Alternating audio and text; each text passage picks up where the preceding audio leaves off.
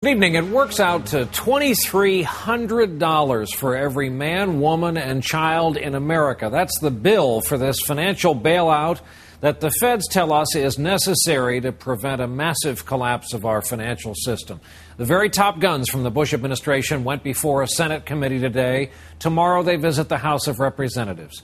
They're facing tough questions about whether this is the right thing to do because it's so very expensive.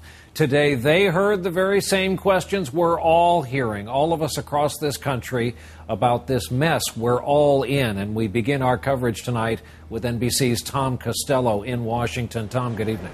Hi, Brian. In fact, Democrats and Republicans are trying to fast-track the $700 billion plan because the White House says it is necessary to avoid a financial meltdown. With 10,000 families losing their homes to foreclosure each day and the global economy in crisis, President Bush went before the UN reassuring the global markets that his emergency bailout package is quickly making its way through Congress. And I'm confident we will act in the urgent time frame required. But the administration is offering few details about how the bailout would work. This is all about the American taxpayer. That's all we care about. On Capitol Hill today, Democrats and Republicans were reluctant to approve a blank check or give sweeping powers to Treasury Secretary Paulson sitting before them.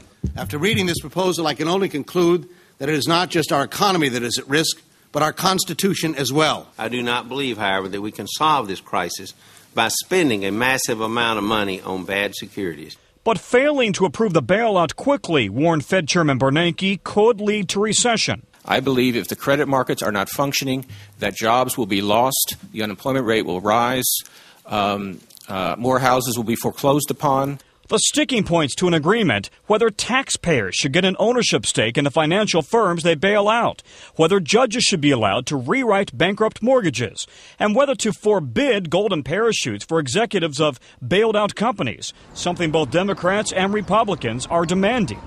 The party is over for this compensation for CEOs who take the golden parachute as they drive their companies into the ground. But Secretary Paulson insisted that if any strings are attached to the bailout, it could discourage financial firms from offloading their bad debt.